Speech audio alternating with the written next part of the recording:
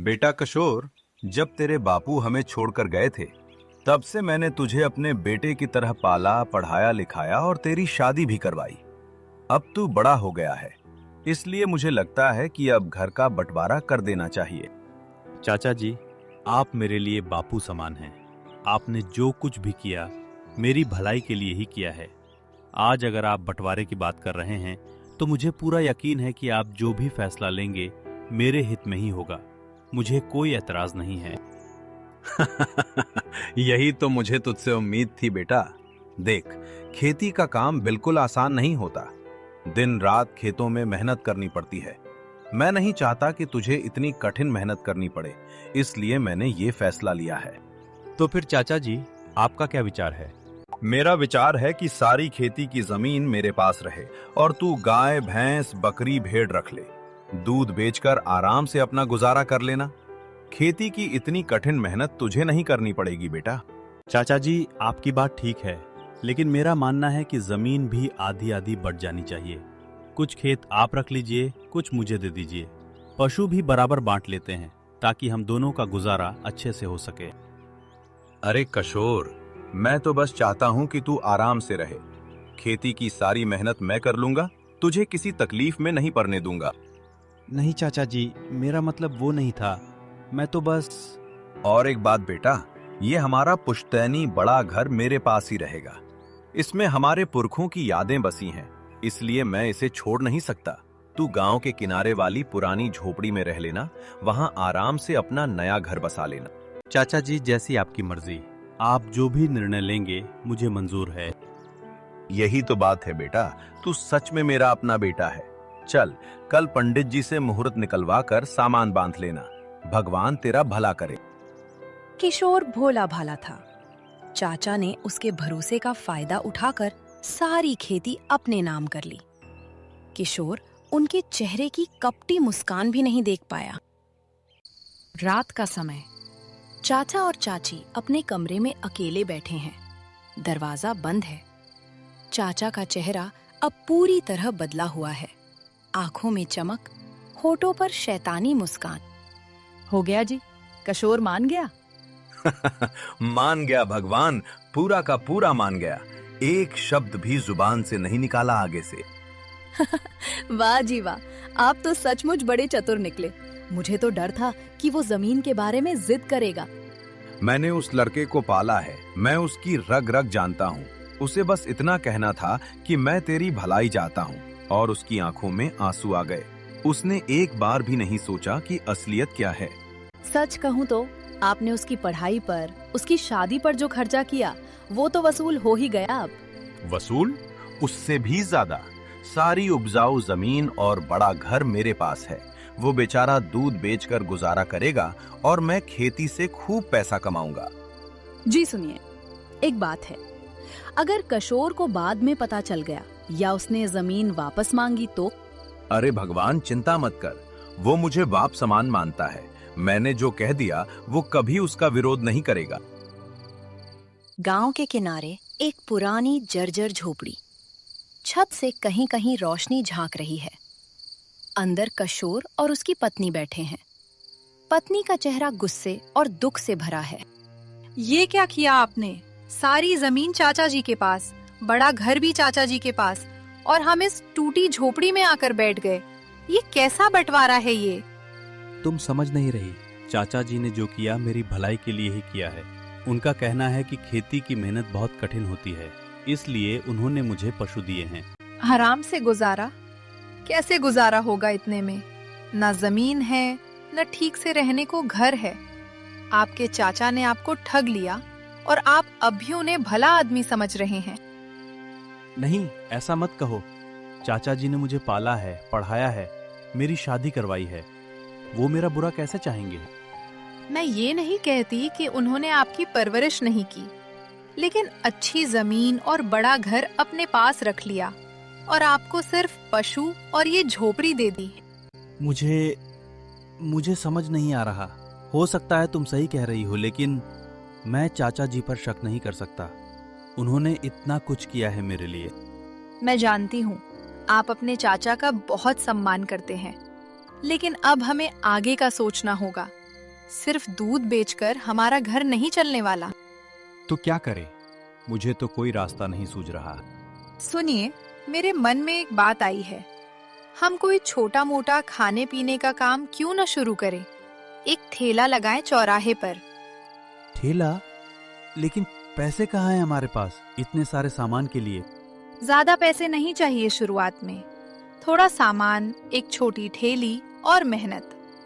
बस सोचना ये है कि हम क्या बेचें जो गांव में पहले कभी किसी ने न बेचा हो। समोसा तो रामलाल बेचता है, पकौड़े भी सब जगह मिल जाते हैं। अंडा डोसा।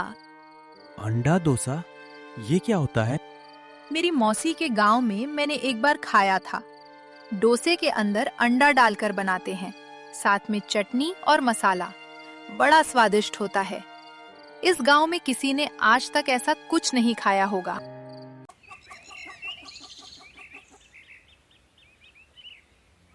अगली सुबह गांव के चौराहे पर किशोर अपनी पुरानी लकड़ी की थैली सजाकर खड़ा था। तवे पर घी की खुशबू फैल रही थी, जबकि उसकी पत्नी बगल में खड़ी बैटर तैयार कर रही थी। भाग्यवान कोई आएगा भी या नहीं? आएगा, जरूर आएगा। खुशबू ही इतनी अच्छी है कि लोग खींचे चले आएंगे। गांव का एक लड़का मोहन उधर से गुजरता है। खुशबू सूंघकर रुक जाता है। अरे ये कैसी खुशबू है? किशोर भाई ये क्या बना रहे हो? अंडा डोसा मोहन भाई, खाकर देखो, बड़ा स्वादिष्ट है। अंडा डोसा? ये तो कभी सुना ही नहीं। डोसे में अंडा कैसे डाल सकते हो भला? अरे भाई, खाकर तो देखो। न पसंद आए तो पैसे मत देना। अच्छा ठीक है, एक प्लेट दे दो, देखे तो सही कैसा बनता है। किशोर डोसा बनाना शुरू करता है। तवे पर बैटर फैलाता है, बीच में अंडा फोड़कर डालता है, मसाला छिड़कता है। खुशबू और तेज हो जाती है। आसपास से 2-3 और लोग खिंचे चले आते हैं। क्या बन रहा है भाई? बड़ी अच्छी खुशबू आ रही है। अरे ये तो डोसे जैसा लग रहा है, लेकिन कुछ अलग है इसमें। अरे वाह, ये तो कमाल का है। किशोर भाई ये तो बहुत बढ़िया बना है। सच में पसंद आया मोहन भाई। धीरे धीरे भीड़ बढ़ने लगती है। बच्चे भी इकट्ठा हो जाते हैं। किशोर भाई, ये तो असली कमाल कर दिया तुमने। इतने साल हो गए इस गांव में, ऐसा स्वाद कभी नहीं चखा। किशोर भाई कल भी जरूर लगाना ठेला। मैं अपने सारे दोस्तों को बुला कर लाऊंगा। जरूर भाई, कल भी आऊंगा, परसों भी आऊंगा, अब तो रोज आऊंगा। शाम होते होते ठेले के पास भीड़ और बढ़ जाती है। किशोर की पत्नी पसीने से तर है, लेकिन उसके चेहरे पर खुशी झलक रही है।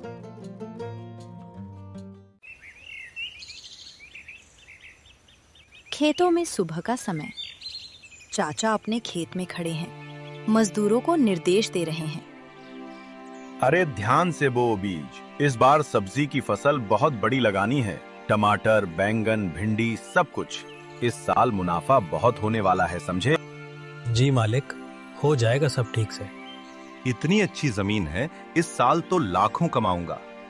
किशोर तो बेचारा गाय भैंस लेकर बैठा होगा और मैं इधर। तभी सरपंच जी चलते हुए खेत में आते हैं। अरे वाह, बड़ी मेहनत कर रहे हो लगता है। पूरा खेत तैयार हो रहा है। जी सरपंच जी, इस बार बड़ी फसल लगाई है। भगवान का आशीर्वाद रहा तो अच्छा मुनाफा होगा। सुना है तुमने और किशोर ने मिलकर संपत्ति का बंटवारा कर लिया? जी सरपंच जी, हो गया बंटवारा। सब आपसी रजामंदी से हुआ है। एक बात पूछूं? बंटवारे के वक्त गांव के कोई गवाह क्यों नहीं बुलाए गए? पंचायत में आकर लिखत पढ़त क्यों नहीं की? ये तो रिवाज है हमारे गांव का। अरे सरपंच जी, ये तो घर का मामला था, आपसी प्रेम से निपट गया। किशोर मेरा अपना बेटा जैसा है, उसमें गवाह ववाह की क्या जरूरत? मैं बहुत साल से इस गांव में पंचायत संभाल रहा हूं। मैंने ऐसे कई आपसी प्रेम वाले बंटवारे देखे हैं, जिनमें एक तरफ पूरी जमीन गई और दूसरी तरफ सिर्फ कुछ पशु और टूटी झोंपड़ी। ये कैसा न्याय है भला? सरपंच जी, आप ये क्या कह रहे हैं? मैंने किशोर को बचपन से पाला है। उसके बापू के मरने के बाद मैंने ही उसे सहारा दिया, पढ़ाया लिखाया, शादी करवाई। इतने साल की मेहनत का कोई हिसाब नहीं होता क्या? परवरिश करना तुम्हारा फर्ज था, क्योंकि वो तुम्हारे भाई का बेटा था, तुम्हारा अपना खून था। उस फर्ज को निभाने का मतलब ये नहीं कि बदले में उसकी पूरी विरासत छीन ली जाए। ज्यादा जमीन रखना मेरा हक है सरपंच जी। मैंने सालों मेहनत की है इस परिवार के लिए। किशोर को कोई शिकायत नहीं है, वो खुश है अपनी जगह पर। आप क्यों बीच में टांग अड़ा रहे हैं? मैं टांग नहीं अड़ा रहा, बस इतना कह रहा हूं कि लालच इंसान को अंधा कर देता है। आज जमीन तुम्हारे पास है, लेकिन कल भगवान का इंसाफ क्या होगा कोई नहीं जानता। सरपंच जी, आप अपनी पंचायत संभालिए, मैं अपना खेत संभाल लूंगा। शाम का समय। किशोर के ठेले पर हल्की भीड़ है। एक बुजुर्ग दादाजी ठेले के पास आते हैं। वाह बेटा, सच में कमाल का बनाया है तूने। ऐसा स्वाद तो मैंने 70 साल की जिंदगी में कभी नहीं चखा। आपका आशीर्वाद है दादाजी। बेटा, एक बात पूछूं? हाँ दादाजी, पूछिए। तू अपने चाचा से इतना संतुष्ट कैसे है? पूरी जमीन उनके पास, बड़ा घर उनके पास, और तू यहाँ झोपड़ी में। तुझे कभी बुरा नहीं लगा? दादाजी, चाचा जी ने मेरे लिए जो किया है उसके आगे ये सब छोटी बातें हैं। उन्होंने मेरी परवरिश की, मेरी शादी करवाई, मुझे उन पर शक करने का कोई हक नहीं। बेटा, मैं तेरे चाचा को बचपन से जानता हूँ। उसका स्वभाव शुरू से ही ऐसा रहा है, अपना फायदा पहले देखता है। मुझे दुख होता है ये बताते हुए, लेकिन सच यही है कि उसने तुझे ठगा है। दादाजी ऐसा मत कहिए, चाचा जी मेरे बापू समान हैं। बेटा, मैं ये नहीं कह रहा कि उसने तेरी परवरिश में कोई कमी रखी, लेकिन परवरिश करना उसका फर्ज था और संपत्ति का सही बंटवारा करना भी उसका फर्ज था। उसने एक फर्ज निभाया, दूसरा नहीं निभाया। दादाजी, आप जो कह रहे हैं शायद उसमें सच्चाई हो, लेकिन मेरा मन अभी भी चाचा जी पर शक करने को तैयार नहीं है। हो सकता है वक्त के साथ मुझे सब समझ आ जाए। यही तो तेरी अच्छाई है बेटा, कि तू बुरा सोचता ही नहीं। बस इतना याद रख, मेहनत और ईमानदारी कभी बेकार नहीं जाती, चाहे कितना भी वक्त लगे। दादाजी धीरे धीरे चले जाते हैं। किशोर पीछे खड़ा उनकी बातों पर सोचता रहता है। उसके चेहरे पर उलझन और हल्की चिंता की छाया है।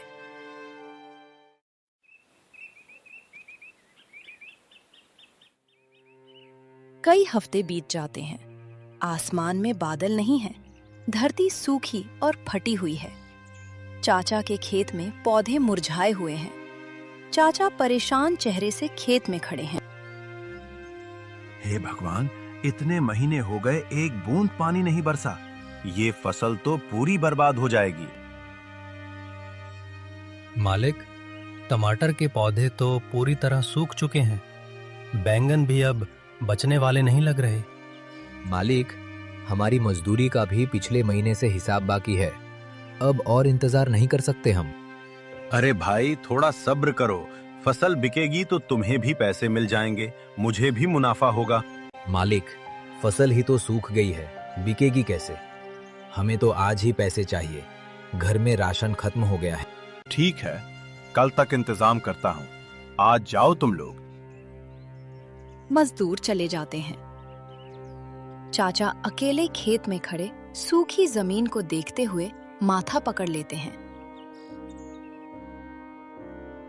अगले दिन सेठ के गोदाम के बाहर चाचा एक बैलगाड़ी में कुछ मुरझाई हुई सब्जियां लेकर पहुंचते हैं। सेठ बाहर खड़े होकर सब्जियों की जांच कर रहे हैं। सेठ जी, ये देखिए, इस बार की फसल लाया हूँ। थोड़ी कम है इस बार, लेकिन ये क्या है? ये टमाटर तो आधे सूखे हुए हैं, ये बैंगन भी मुरझाए हुए हैं। ये माल तो बिकने लायक ही नहीं है। सेठ जी, सूखा पड़ गया था इस बार, बारिश ही नहीं हुई। फिर भी जितना बचा सका उतना ले आया हूँ। आप थोड़ा कम दाम में ले लीजिए, मेहरबानी होगी। मैं व्यापारी हूँ, दान पुण्य नहीं करता। मेरे ग्राहक अच्छा माल मांगते हैं। ये खराब सब्जियां मैं किसी भी दाम पर नहीं ले सकता, क्योंकि ये बिकेंगी ही नहीं, और न बिकने वाला माल मेरे गोदाम में सड़ेगा, उल्टा मेरा ही नुकसान होगा। सेठ जी, मेरी बात समझिए। मजदूरों की मजदूरी बाकी है, साहूकार का कर्ज चढ़ा है। अगर आपने भी मना कर दिया तो मैं कहाँ जाऊंगा? मुझे आपकी परेशानी समझ आती है, लेकिन व्यापार में भावनाओं की कोई जगह नहीं होती। आप जानते हैं ना, खराब माल खरीदकर मैं अपने ग्राहकों का भरोसा नहीं तोड़ सकता। तो फिर ये सब सब्जियां बेकार चली जाएंगी? इतनी मेहनत, इतना पैसा। मैं आपकी मदद करना चाहूंगा, लेकिन इस तरह नहीं। अगली बार जब अच्छी फसल लाइएगा, मैं जरूर खरीदूंगा। अभी के लिए माफी चाहता हूं। क्या गलती कर बैठा मैं?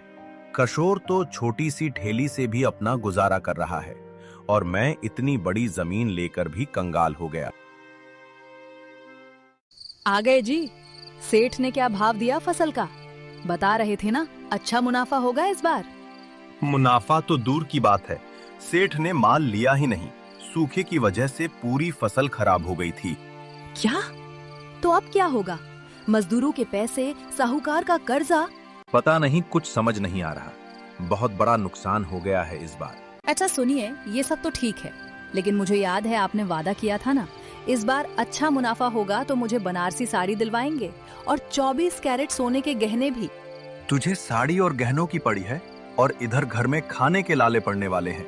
कर्जा चढ़ गया है, मजदूरों को पैसे देने हैं और तू बनारसी साड़ी की बात कर रही है। तो क्या हुआ?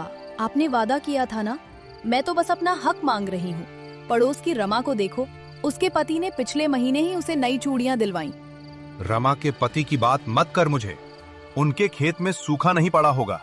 अभी हालत ये है कि कल मजदूरों को क्या जवाब दूंगा ये नहीं पता, और तुझे गहनों की पड़ी है। तो मैं क्या करूं? मेरी भी तो इच्छाएं हैं। शादी के बाद से एक नई साड़ी तक नहीं ली आपने मेरे लिए। अभी सारी का वक्त नहीं है, पहले इस कर्जे से निकलने का कोई रास्ता सोचना है। समझ क्यों नहीं रही तू? हाय राम, मैं तो बस अपने मन की बात कह रही थी और आप मुझ पर ही चिल्ला रहे हैं। इतने सालों में कभी मेरी ख्वाहिशों की कद्र नहीं की आपने। अभी मेरे पास इतनी हिम्मत नहीं बची कि तुझसे बहस करूं। चल सो जा, कल देखता हूं क्या करना है। कुछ दिन बाद सेठ के गोदाम पर चाचा उदास मन से काम मांगने पहुंचते हैं, जहां सरपंच जी पहले से मौजूद होते हैं। सेठ जी, अब मेरे पास कोई और रास्ता नहीं बचा। फसल बर्बाद हो गई, कर्जा चढ़ गया है। क्या आपके गोदाम में कोई काम मिल सकता है मुझे? मजदूरी पर ही सही। मजदूरी? आप तो इतनी बड़ी जमीन के मालिक हैं। थी सेठ जी, अब हालत खराब है, कोई और चारा नहीं बचा। मैंने पहले ही कहा था ना, लालच का अंजाम अच्छा नहीं होता। आज वही हुआ जिसका मुझे डर था। सरपंच जी, मेरी समझ में नहीं आ रहा अब क्या करूं। न जमीन से कुछ निकल रहा है, न कोई और रास्ता दिख रहा है। एक बात कहूं, लालच ने तुम्हें यहां तक पहुंचाया है, लेकिन अभी भी एक रास्ता बचा है, सच्चाई और माफी का रास्ता। क्या मतलब सरपंच जी? किशोर के पास जाओ, उससे माफी मांगो, बता दो कि तुमने उसके साथ क्या किया था। वो लड़का भोला है, ईमानदार है, मुझे यकीन है वो तुम्हें माफ कर देगा। लेकिन सरपंच जी, अगर उसने मना कर दिया तो? अगर उसने मुझे अपने घर से निकाल दिया तो? मैं उसका सामना कैसे करूंगा? इतना कुछ किया है मैंने उसके साथ। मैं उस लड़के को जानता हूं, वो आज भी तुम्हें बाप समान मानता है। अगर तुम सच्चे दिल से माफी मांगोगे तो वो तुम्हें जरूर माफ कर देगा। जैसे ही किशोर को पता चलता है कि उसके चाचा की आर्थिक हालत बहुत खराब हो गई है, वह बिना एक पल गवाए उनके घर की ओर दौड़ पड़ता है। किशोर बेटा, मुझे माफ कर दे। मैंने तेरे साथ बहुत बड़ा अन्याय किया। मैंने लालच में आकर तुझे ठगा, तुझसे झूठ बोला, तुझे सबसे उपजाऊ जमीन से अपने घर से वंचित रखा। चाचा जी, ये क्या कर रहे हैं आप? नहीं किशोर, पहले मुझे ये कहने दे। मैंने तुझे ठगा, फिर भी तू मुझे माफ करने आया है। मैं इस लायक नहीं हूं बेटा। मेरे लालच ने मुझसे सब कुछ छीन लिया। जमीन भी गई, इज्जत भी गई, और तेरा भरोसा भी मैंने खो दिया। चाचा जी, मुझे आप दोनों से कोई शिकायत नहीं है। आपने मुझे पाला, मुझे जिंदगी दी, वो एहसान मैं कभी नहीं भूल सकता। बेटा, तू सच में बहुत बड़े दिल का है। मैं तेरे लायक नहीं हूँ। चाचा जी, अब पुरानी बातें भूल जाइए। मेरा अंडा डोसा का काम अच्छा चल रहा है। मैं चाहता हूँ कि आप और चाची जी भी इसमें मेरे साथ जुड़ें। हम सब मिलकर इस काम को आगे बढ़ाएंगे। किशोर, तू मुझे इतना सब कुछ खोने के बाद भी अपने साथ काम में शामिल करना चाहता है? हाँ चाचा जी, परिवार साथ हो तो हर मुश्किल आसान हो जाती है। आप अनुभवी हैं, आपकी सूझबूझ से हमारा काम और बढ़िया चलेगा।